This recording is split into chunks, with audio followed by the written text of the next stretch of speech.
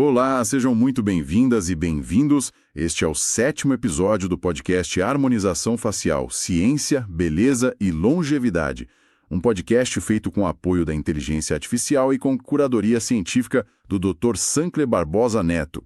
Hoje o nosso tema é prevenção durante o emagrecimento com canetas emagrecedoras. Ou seja, o que fazer enquanto a balança cai.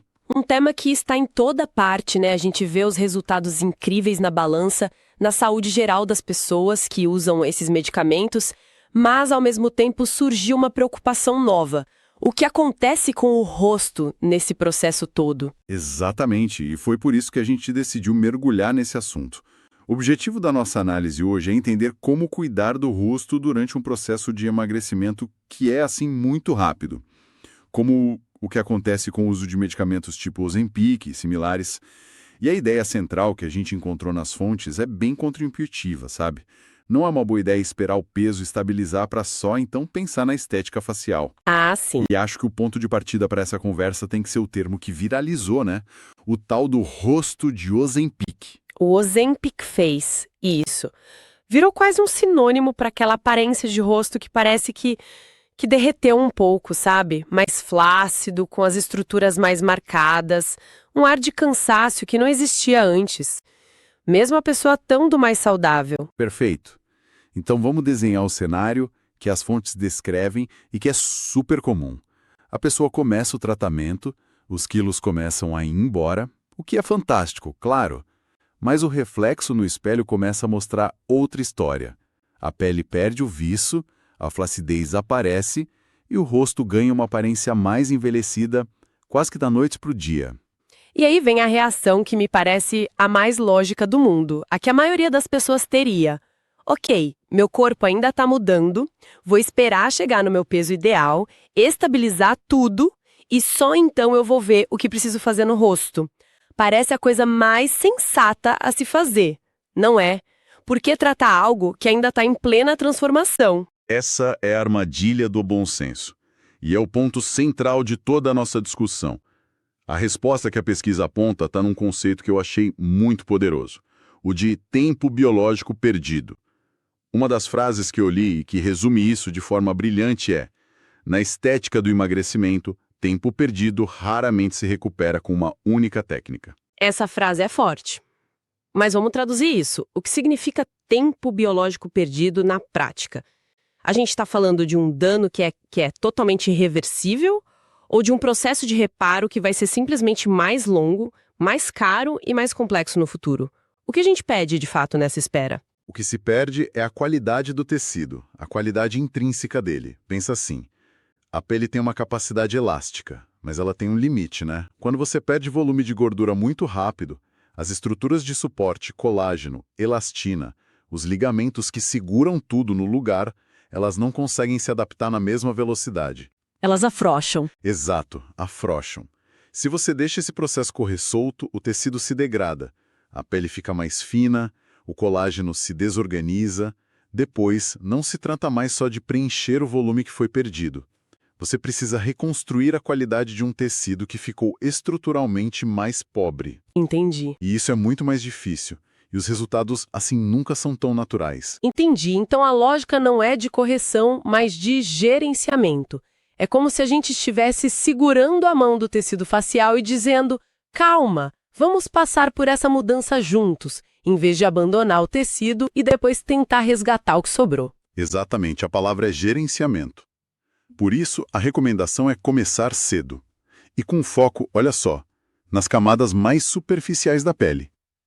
Tem outra frase do material que a gente analisou que diz: quem começa certo envelhece menos mesmo emagrecendo rápido.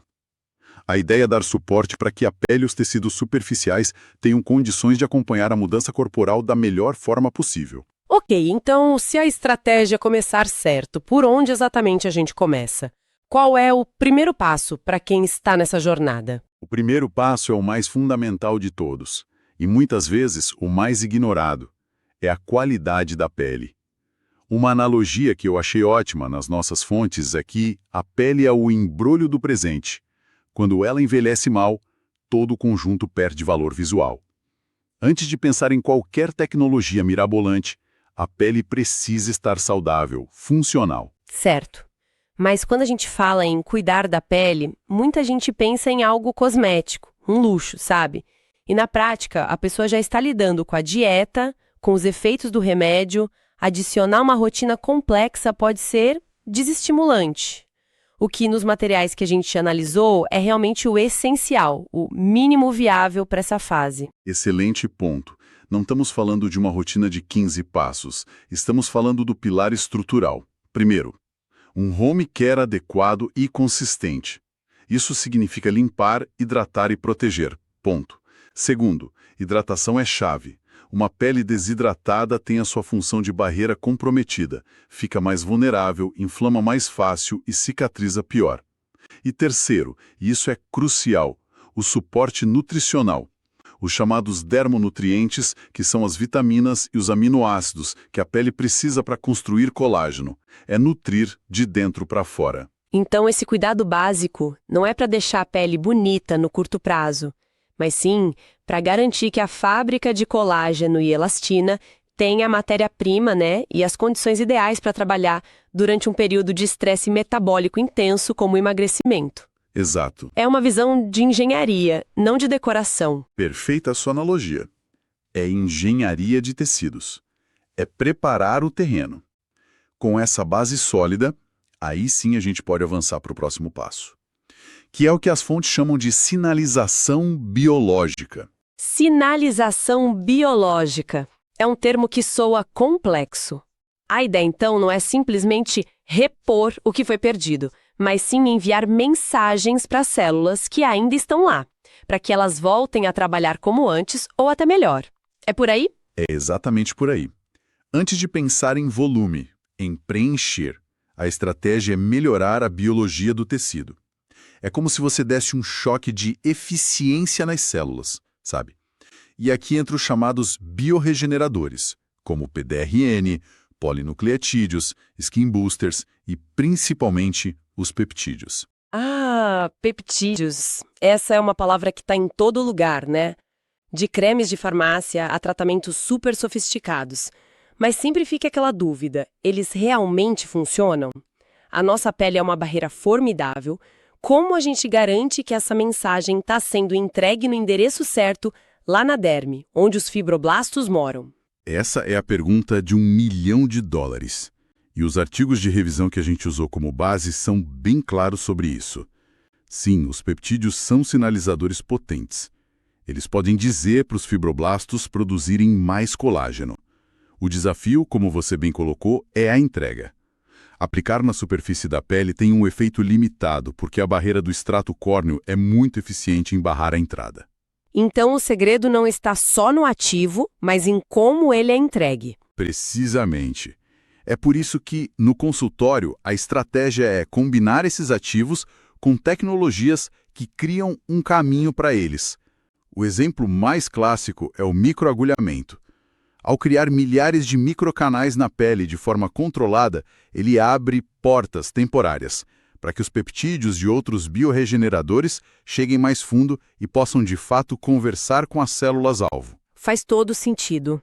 E se estamos falando em acordar as células, em otimizar a biologia, me parece lógico pensar em usar os recursos do próprio corpo.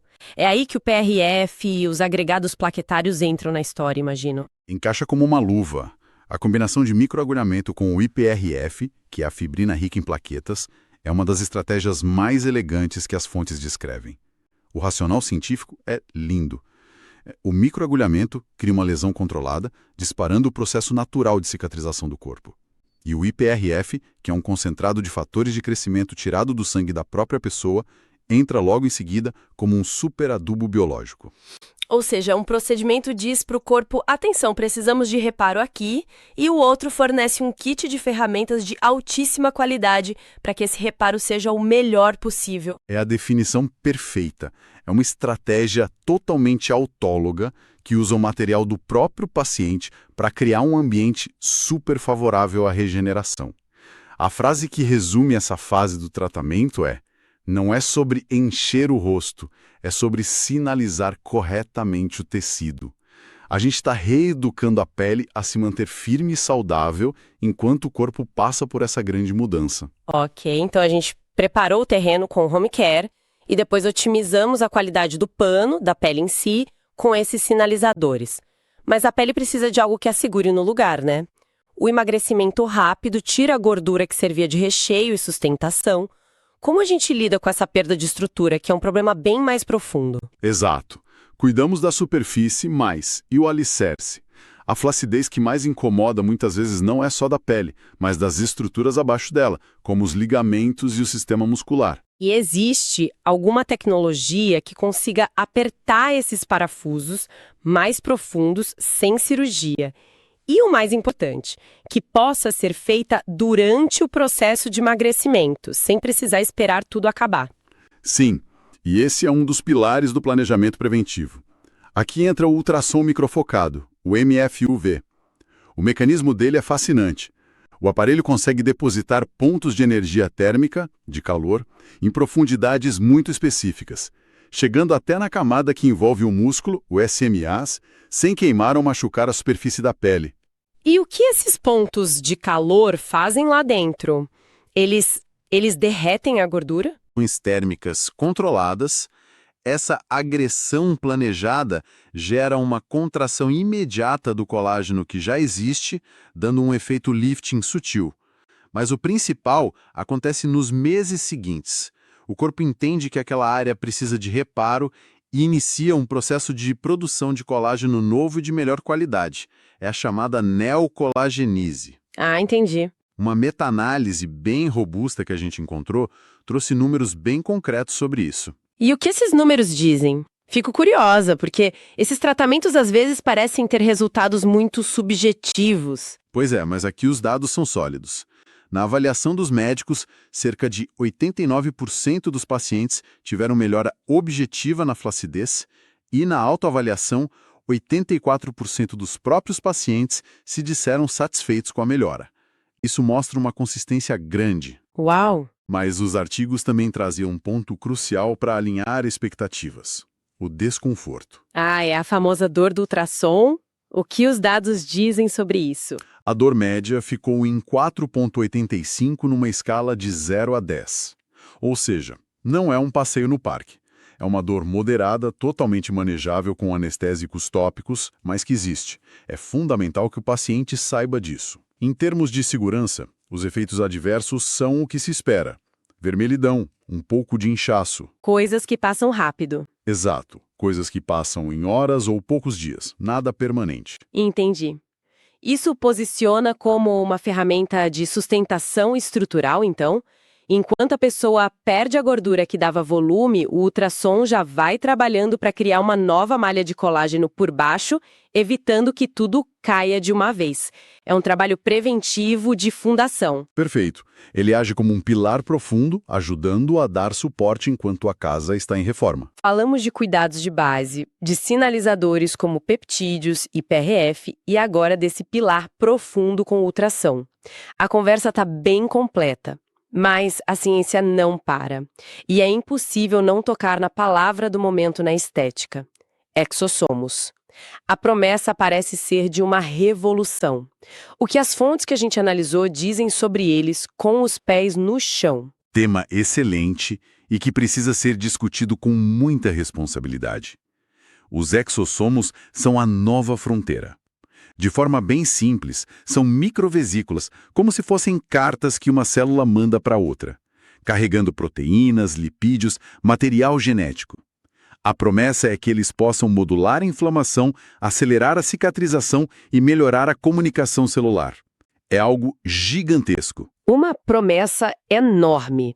E qual é a realidade clínica hoje, fora do laboratório? A realidade, e o artigo de revisão que a gente analisou foi bem categórico quanto a isso, é que a maioria esmagadora das evidências ainda é pré-clínica. Ou seja, em culturas de células ou em animais. Os estudos em humanos ainda são poucos, pequenos e com limitações metodológicas.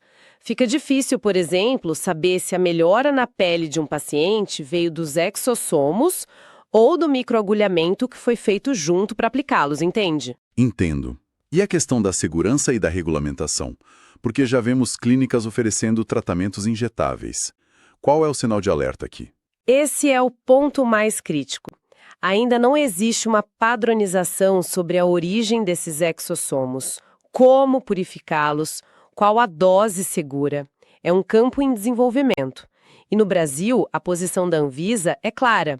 Produtos com exossomos de origem não humana ou vegetal são enquadrados como cosméticos grau 2. O que isso quer dizer? Isso significa que são para uso externo, sobre a pele íntegra. Não existe hoje uma autorização para o uso injetável desses produtos. Então, o discurso precisa ser de cautela. É uma tecnologia promissora, mas que ainda não está madura para uso clínico disseminado e injetável. Pelo menos não dentro das normas atuais. Exatamente. O potencial é real, mas o caminho entre a promessa e a prática clínica segura e regulamentada ainda está sendo percorrido. Exige um discurso muito responsável do profissional e muita atenção do paciente. Certo. Acho que cobrimos as principais frentes de prevenção, do básico ao mais avançado.